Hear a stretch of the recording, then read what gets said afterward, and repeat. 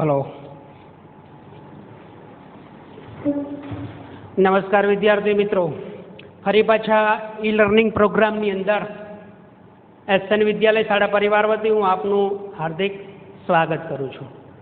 Chapter number 4, ભારતની રાષ્ટ્રીય ચળવળો, જે આઝાદી અપાવવા માટે જે પણ ચળવળો કરવામાં આવી હતી એમાંની ઘણી બધી વિશેષ મહત્વ ધરાવતી ચળવળોનો આપણે અભ્યાસ કરી રહ્યા છીએ.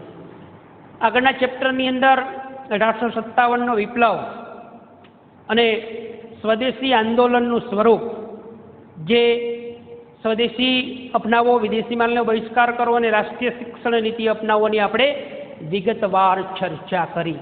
બંગાળના જે ભાગલા વોઇસરોય કરઝને પાડ્યા હતા એના વિશે પણ આપણે ચર્ચા કરી અને છેવટે 1911માં એ ભાગલા રદ કરવા પડ્યા ઇંગ્લેન્ડની પાર્લામેન્ટે. આજે આપણે વિદ્યાર્થી મિત્રો બે સૌથી મહત્વના ટોપિક વિશે ચર્ચા કરીશું, જેમાંનું સૌથી પહેલું છે મુસ્લિમ લીગની સ્થાપના. આ મુસ્લિમ લીગની સ્થાપના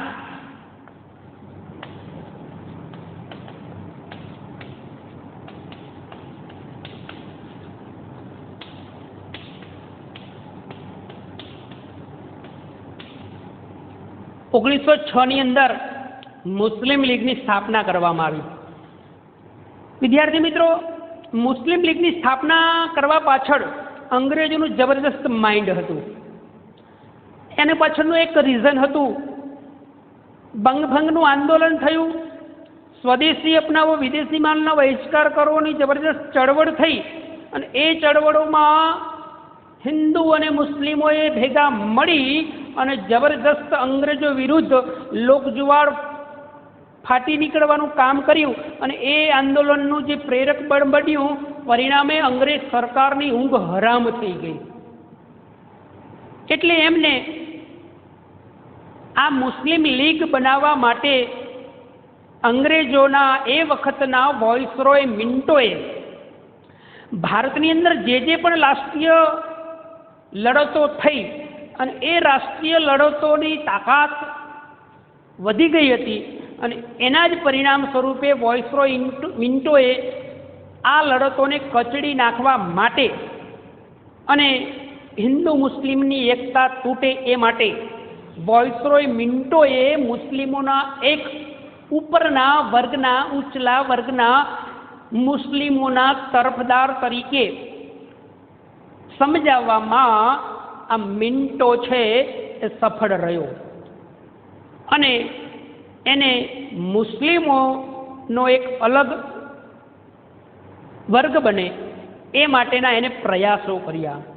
એને સૌપ્રથમ મુસ્લિમોના ઉપલા વર્ગને સમજાવવામાં એ સફળ રહ્યો. અલગ મતદાર મંડળની સ્થાપના થાય અને અલગ મતાધિકાર બને એ માટે એ મુસ્લિમોના એક જૂથને સમજાવવામાં વોઇસરોય મિન્ટો સફળ રહ્યો.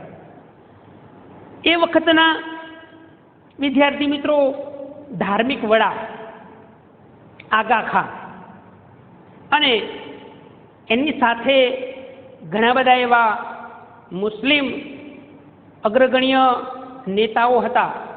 એ નેતાઓને સમજાવવામાં વોઇસરોય મિન્ટો છે એ સફળ રહ્યો અને એ કામગીરીની અંદર અલગ મુસ્લિમ મતદાર મંડળ બને, અલગ મતદાર મંડળ બને અને અલગ મુસ્લિમ લીગ બને એ માટે વોઇસરોય મિન્ટો અને એનો ખાનગી મંત્રી ડનલોપ સ્મિથે જબરદસ્ત કામગીરી કરી. પરિણામ સ્વરૂપે આવી અલગ મુસ્લિમ લીગ બને એ માટેના પ્રયાસોમાં જે દિવસે કોંગ્રેસનું અધિવેશન હોય એ જ દિવસે મુસ્લિમ લીગનું અધિવેશન પણ રાખવામાં આવે, જેથી મુસ્લિમોના અગ્રગણ્ય સ્વતંત્ર સેનાનીઓ, અગ્રગણ્ય નેતાઓ કોંગ્રેસના અધિવેશનમાં ન જાય એ માટેના ભાગરૂપે આવું અંગ્રેજો દ્વારા આયોજન કરવામાં આવ્યું, વોઇસરોય મિન્ટો દ્વારા આયોજન કરવામાં આવ્યું. એટલે આ મુસ્લિમ લીગની સ્થાપના 1906ની અંદર કરવામાં આવી.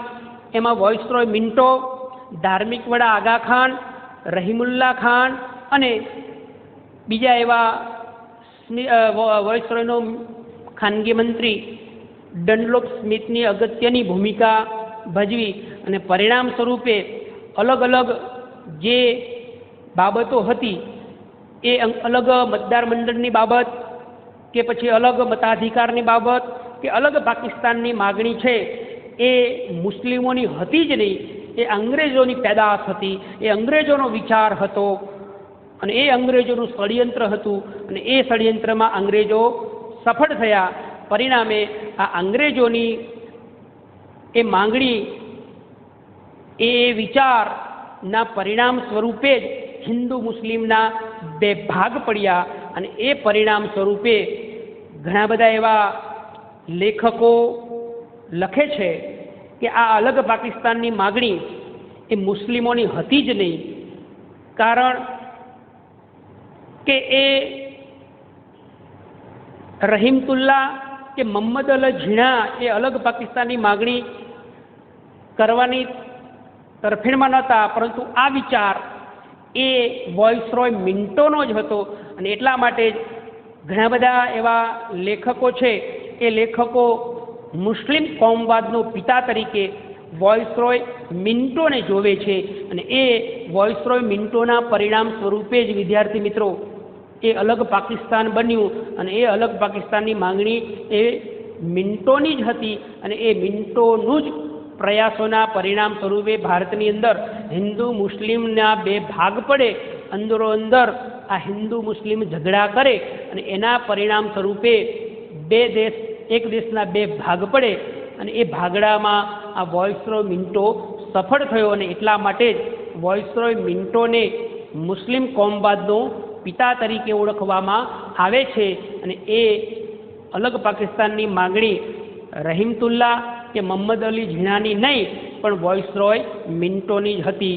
આમ મુસ્લિમ લીગની સ્થાપના થઈ અને એ મુસ્લિમ લીગના કારણે અલગ મતદાર મંડળ અને અલગ મતાધિકાર થયું, કોંગ્રેસનું અધિવેશન થાય તે દિવસે જ મુસ્લિમ લીગનું અધિવેશન યોજાય, જેથી બંને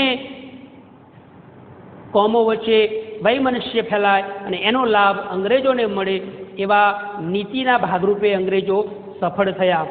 તો મુસ્લિમ લીગની સ્થાપના 1906ની થઈ. પ્રશ્ન પૂછાય કે મુસ્લિમ કોમવાદનો પિતા તરીકે કોણ ઓળખાય છે? તો વોઇસરોય મિન્ટો. મુસ્લિમ લીગની સ્થાપના ક્યારે થઈ? તો 1906માં. વિદ્યાર્થી મિત્રો, હવે આગળ સૌથી મહત્વનો પોઈન્ટ ઉગ્ર ક્રાંતિકારી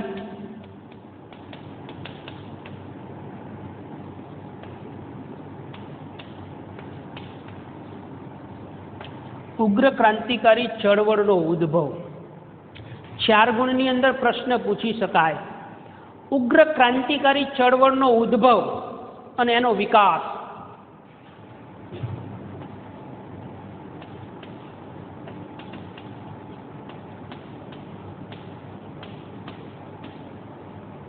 ઉગ્ર ક્રાંતિકારી ચળવળનો ઉદ્ભવ અને એને વિકાસ વિશે સમજાવું.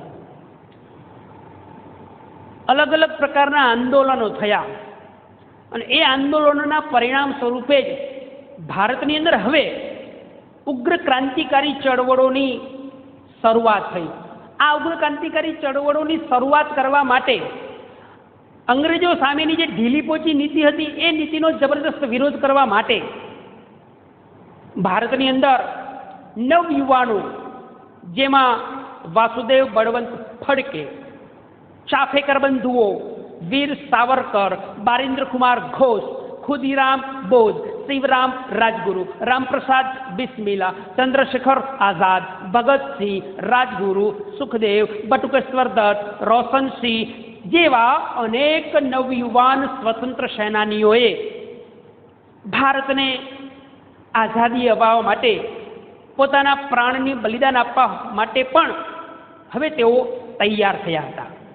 આ બધા જ વાસુદેવ બળવંત ફડકેથી લઈ ચાફેકર બંધુઓ, ચંદ્રશેખર આઝાદ, ભગતસિંહ, શિવરામ રાજગુરુ, સુખદેવ, અસ્કાફુલ્લા ખાન, ચાફેકર બંધુઓ, બારિન્દ્ર કુમાર ઘોષ જેવા અનેક, લાલબાલ પાલથી લઈ અને અનેક એવા નવયુવાનો કે જેમને ભારતને આઝાદી અપાવવા માટેના પ્રયાસોની જબરદસ્ત હવે ઉગ્ર રીતે ચળવળોની શરૂઆત કરાવી. એ સમયગાળા દરમિયાન 1907ની અંદર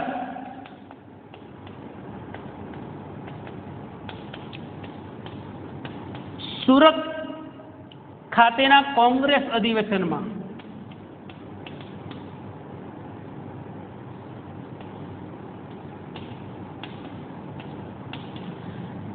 1907માં સુરતના કોંગ્રેસ અધિવેશનની અંદર લાલ બાલ અને પાલ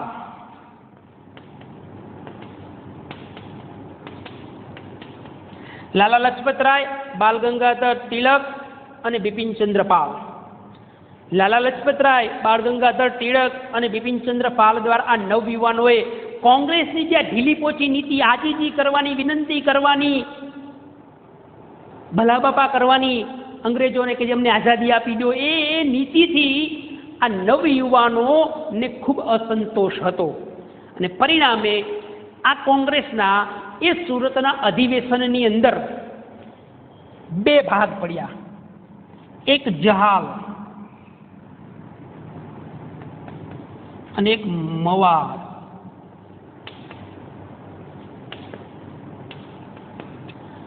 આ સુરતના અધિવેશનની અંદર 1907ની અંદર ભરાયેલું કોંગ્રેસના અધિવેશનની અંદર બે ભાગ પડ્યા. અને જે કોંગ્રેસની આજીજી, વિનંતી અને ભલા બાપા કરવાની જે નીતિ હતી એનો જબરદસ્ત નવયુવાનોએ વિરોધ કર્યો. પરિણામ સ્વરૂપે જહાલવાદ અને મવાડવાદ એવા બે ભાગલા પડ્યા. જહાલવાદ એટલે કે ઉગ્ર રીતે ક્રાંતિકારી પ્રવૃત્તિ કરી અને ભારતને આઝાદી મળશે એવું વિચારવાવાળા, અને બીજો ભાગ હતો મવાડવાદ. અહિંસક રીતે ગાંધીજી, જવાહરલાલ નહેરુ જેવા ઘણા બધા એવા નેતાઓ હતા કે એ તોફાનો કરવાથી અલગ હતા. અહિંસક રીતે આંદોલન કરી અને આઝાદી મેળવી એવું વિચારવાવાળા. અને બીજા એવા નવયુવાનો હતા કે આ આજીજી કરવી, વિનંતી કરવી, એનાથી આઝાદી મળશે નહીં, ઉગ્ર રીતે ક્રાંતિકારી ચળવળો કરવી પડશે એવું પણ વિચારવાવાળા હતા. અને પરિણામે એ 1907ના સુરતના કોંગ્રેસ અધિવેશનની અંદર લાલ બાલ પાલની ત્રિપુટી, લાલા લજપતરાય, બાળ ગંગાધર ટિળક અને બિપિનચંદ્ર પાલની આ ત્રણેય ત્રિપુટીઓએ આ કોંગ્રેસની આજીજી, વિનંતીઓ કરવાની જે નીતિ છે એનો જબરજસ્ત વિરોધ કર્યો. અને પરિણામે કોંગ્રેસના બે ભાગ પડ્યા, જહાલવાદ અને મવાડવાદ. એ બે ભાગ પડવાના કારણે હવે ઉગ્ર ક્રાંતિકારી ચળવળોનો પ્રારંભ થયો, ઉદ્ભવ થઈ ગયો. સુરતના કોંગ્રેસ અધિવેશનમાં જહાલવાદ અને મવાડવાદ. જહાલ એટલે ઉગ્ર અને મવાડ એટલે અહિંસક.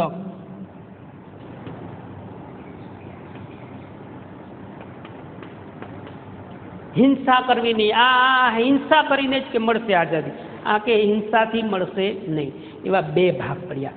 પરિણામે હવે આ ઉગ્ર ક્રાંતિકારી પ્રવૃત્તિનો વિકાસ કેવી રીતના થયો? હવે બાળ ગંગાધર ટિળકે જહાલવાદી નીતિ અપનાવી, ઉગ્ર ક્રાંતિકારી પ્રવૃત્તિઓ શરૂ કરી અને એના જ પરિણામ સ્વરૂપે ભારતના તમામ લોકોએ આઝાદી માટે, સ્વરાજ્ય મળે એ માટે બાળ ગંગાધર ટિળકે જાહેર કર્યું કે સ્વરાજ્ય મારો જન્મસિદ્ધ હક છે અને તે હું લઈને જ જંપીશ.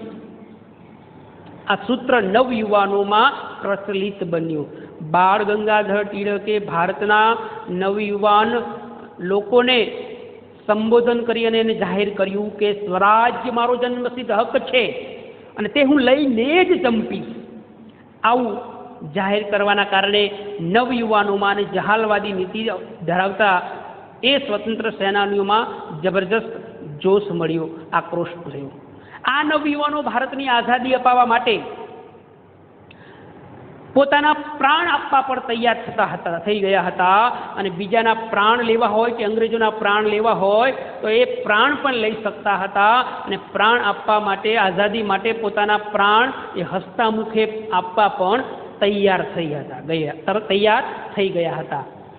તો આવી ઉગ્ર ક્રાંતિકારી પ્રવૃત્તિઓનો વિકાસ બાળ ગંગાધર ટિળક, બિપિનચંદ્ર પાલ અને લાલા લજપતરાયના નેતૃત્વ નીચે જહાલવાદની પ્રવૃત્તિઓ, ઉગ્ર ક્રાંતિકારી પ્રવૃત્તિઓની શરૂઆત કરવામાં આવી. એથી આગળ ઉગ્ર ક્રાંતિકારી પ્રવૃત્તિઓમાં નવયુવાનોએ જબરજસ્ત ભાગ લીધો અને એના જ પરિણામ સ્વરૂપે આખા ભારતની અંદર ઉગ્ર ક્રાંતિકારી પ્રવૃત્તિઓનો વિકાસ થયો.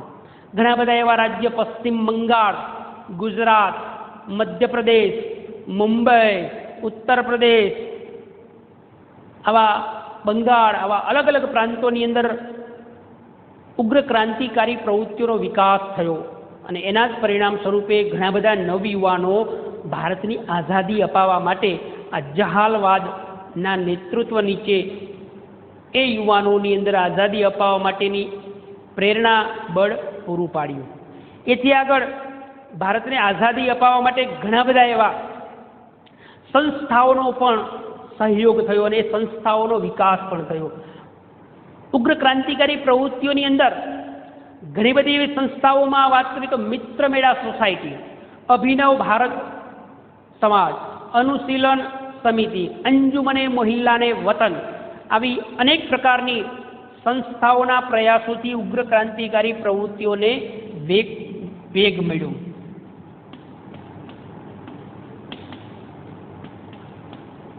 મિત્ર મેળા સોસાયટી,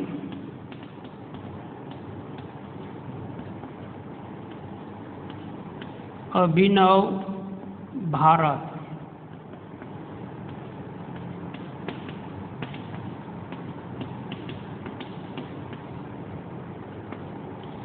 તો આવી મિત્ર મેળા સોસાયટી, અભિનવ ભારત, અનુમને મોહિલ્લાને વતન, અંજુમને મોહિલાને વતન, ઇન્ડિયન પેટ્રિયોટ્સ એસોસિએશન જે સંસ્થા પાછળથી ભારત માતા, આવી સંસ્થાઓના પ્રયાસોથી પણ ઉગ્ર ક્રાંતિકારી પ્રવૃત્તિઓને વેગ મળ્યો. એથી આગળ ઘણા બધા એવા સામાયિકોએ પણ ઉગ્ર ક્રાંતિકારી પ્રવૃત્તિઓને વેગ મળે એ માટે વિદ્યાર્થી મિત્રો એને પણ ખૂબ મોટો ફાળો આપ્યો અને એ ફાળાની અંદર ઘણા બધા એવા સામાયિકો હતા. નવશક્તિ, યુગાંતર, વંદે માતરમ, કેસરી, મરાઠા, આવા બધા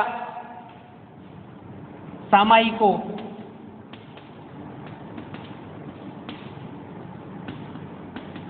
વંદે માતરમ, કેસરી, મરાઠા, નવશક્તિ, યુગાંતર, આવા બધા જે સામાયિકો હતા એ સામાયિકોએ પણ ઉગ્ર ક્રાંતિકારી પ્રવૃત્તિઓને વિકાસ થાય, વેગ મળે એ માટેના પ્રયાસો પણ કર્યા અને એના જ પરિણામ સ્વરૂપે અલગ અલગ સામાયિકોના વંદે માતરમ, કેસરી, મરાઠા, નવશક્તિ, યુગાંતર જેવી અનેક પ્રકારની સામાયિકોના પ્રયાસોથી નવયુવાનોએ ઉગ્ર ક્રાંતિકારી પ્રવૃત્તિઓને વેગ મળે એ માટેના પ્રયાસો કર્યા. એના પરિણામ સ્વરૂપે ઉગ્ર ક્રાંતિકારીના પરિણામ સ્વરૂપે જ અલીપુર હત્યાકાંડ થયો અને એ અલીપુર હત્યાકાંડની અંદર ઘણા બધા એવા નિર્દોષ લોકો છે, ઘણા બધા એવા અંગ્રેજોની હત્યા થઈ. હાવડા હત્યાકાંડ થયો, એની સાથે સાથે કાંકોરી લૂંટકેસ થયો. આવા અનેક પ્રકારના બનાવો, સઘળા બનાવો પણ બન્યા. અમદાવાદ રાયપુર દરવાજા બહાર વોઇસરોય મિન્ટોની બગી પર બોમ્બ નાખવાના સઘળા બનાવો પણ બન્યા. તો આવી ઉગ્ર ક્રાંતિકારી પ્રવૃત્તિઓના ભાગરૂપે જ હાવડા હત્યાકાંડ, અલીપુર હત્યાકાંડ, કાંકોરી લૂંટકેસ, વોઇસરોય મિન્ટોની બગી પર અમદાવાદ રાયપુર દરવાજા બહાર એ બગી ઉપર બોમ્બ નાખવાના સઘળા બનાવો, દિલ્હી કેન્દ્રીય ધારાસભામાં પણ બોમ્બ નાખવાના સઘળા બનાવો પણ બન્યા. તો આવી ઉગ્ર ક્રાંતિકારી પ્રવૃત્તિઓ છે એનો વિકાસ થયો અને ભારતને આઝાદી અપાવવા માટેના પ્રયાસો પણ કરવામાં આવ્યા. એટલે આ ઉગ્ર ક્રાંતિકારી પ્રવૃત્તિઓનો ઉદ્ભવ થયો અને વિકાસ. વિદ્યાર્થી મિત્રો, ફરી પાછા ઉગ્ર ક્રાંતિકારી પ્રવૃત્તિઓનો ઉદ્ભવ કેવી રીતના થયો તો સૌથી પહેલાં કયા કયા આ ઉગ્ર ક્રાંતિકારી પ્રવૃત્તિઓમાં કોને કોને ભાગ લીધો તો કે અંગ્રેજોની જે બહિષ્કારનું આંદોલન, ભંગનું આંદોલન અને એમાં જે બળજબરી કરી અને લોકો પર અત્યાચાર ગુજારવામાં આવ્યો અને એના જ પરિણામ સ્વરૂપે હવે ઘણા બધા નવયુવાનો જેવા કે વાસુદેવ બળવંત ફડકે, ચાફેકર બંધુઓ, વીર સાવરકર, બિપિનચંદ્ર પાલ, લાલા લજપતરાય, બાળ ગંગાધર ટિળક, ચંદ્રશેખર, ભગતસિંહ, સુખદેવ, રાજગુરુ, રોશનસિંહ, આવા અનેક પ્રકારના નવયુવાનો એ ઉગ્ર ક્રાંતિકારી પ્રવૃત્તિઓમાં જોડાયા. સૌથી પહેલાં સુરતની અંદર 1907ની અંદર કોંગ્રેસનું એ અધિવેશન યોજાયું અને એ અધિવેશનની અંદર કોંગ્રેસની જે સ્વતંત્રતા મેળવવા માટે આજીજી કરવી, વિનંતી કરવી, ભલામણો કરવી એ નીતિનો જબરદસ્ત વિરોધ થયો અને એના જ પરિણામ સ્વરૂપે કોંગ્રેસની અંદર બે ભાગ પડ્યા, જહાલવાદ અને મવાળવાદ. જહાલવાદ એટલે ઉગ્ર રીતે આઝાદી મેળવવી, મવાળવાદ એટલે અહિંસક રીતે આઝાદી મેળવી. અહીં હિંસાને સ્થાન નથી, અહીંયા હિંસાને સ્થાન છે, એવી રીતના અહીં કહી શકાય. ઉગ્ર રીતે, અહિંસક રીતે, જહાલવાદ, મવાળવાદ. પરિણામ સ્વરૂપે લાલ બાલ પાલની ત્રિપુટીએ જહાલવાદ નીચે આઝાદી મળે એ માટેના પ્રયાસો શરૂ કર્યા અને એના જ પરિણામ સ્વરૂપે બાળ ગંગાધર ટિળકે જાહેરમાં કહ્યું કે સ્વરાજ્ય મારો જન્મસિદ્ધ હક છે અને તે હું લઈને જ જંપીશ. પરિણામે આ વિચાર તમામ નવયુવાનોમાં ખૂબ પ્રચલિત થયો. એથી આગળ ઉગ્ર ક્રાંતિકારી પ્રવૃત્તિઓનો હવે વિકાસ થયો અને એની વિકાસની વાત કરીએ તો અલગ અલગ રાજ્યો, પશ્ચિમ બંગાળ, ગુજરાત, મહારાષ્ટ્ર, પંજાબ, તામિલનાડુ, મુંબઈ, મધ્યપ્રદેશ જેવા અલગ અલગ રાજ્યોમાં ઉગ્ર ક્રાંતિકારી પ્રવૃત્તિઓનો વેગ મળ્યો અને લોકો ઉગ્ર ક્રાંતિકારી પ્રવૃત્તિથી સ્વરાજ્ય મળશે એ માટે કટિબદ્ધ થયા. એથી આગળ ઉગ્ર ક્રાંતિકારી પ્રવૃત્તિઓની અંદર ઘણી બધી એવી સંસ્થાઓએ પણ અગત્યની ભૂમિકા ભજવી. અભિનવ ભારત, મિત્રમેળા સોસાયટી, અંજુમને મોહિલાને વતન અને ભારત માતા કે જેને ઇન્ડિયન પેટ્રોલ્સ એસોસિએશન તરીકે ઓળખાય છે, જે સંસ્થા પાછળથી ભારત માતા તરીકે ઓળખાય. તો આવી સંસ્થાઓનો પણ ખૂબ સહયોગ મળ્યો અને એ ઉગ્ર ક્રાંતિકારીઓનો પ્રવૃત્તિઓનો વિકાસ થયો. એથી આગળ ઉગ્ર ક્રાંતિકારી પ્રવૃત્તિઓનો વિકાસ થાય માટે ઘણી બધી સામાયિકોએ પણ અગત્યની ભૂમિકા ભજવી, જેમાં વંદે માતરમ, કેસરી, મરાઠા, નવશક્તિ અને યુગાંતર. આવા વંદે માતરમ, કેસરી, મરાઠા, નવશક્તિ અને યુગાંતર જેવા સામાયિકોએ લોકોમાં જાગૃતિ આવે અને એ ઉગ્ર ક્રાંતિકારી પ્રવૃત્તિઓ દ્વારા ભારતને આઝાદી મળે એ માટેના વિચારો પ્રગટ કરી અને નવયુવાનોને જાગૃત કર્યા અને પરિણામ સ્વરૂપે સામાયિકોએ પણ જબરજસ્ત આઝાદી મેળવવા માટેના પ્રયાસો કર્યા. એ પછી ઘણા બધા એવા નવયુવાનો હતા કે જે ભારતને આઝાદી મળે એ માટેના પ્રયાસોમાં હસ્તે મુખે પોતાનું બલિદાન આપવા ફાંસીના માછડે પણ ચડવા તૈયાર હતા અને એ અંગ્રેજોની હસ્તામુખે જાન પણ લેવા માટે એ મારી નાખવા માટે પણ તૈયાર રહેતા હતા. તો આવા નવયુવાનોની ફોજ પણ ઉગ્ર ક્રાંતિકારી પ્રવૃત્તિઓનો વિકાસમાં વેગ મળ્યો.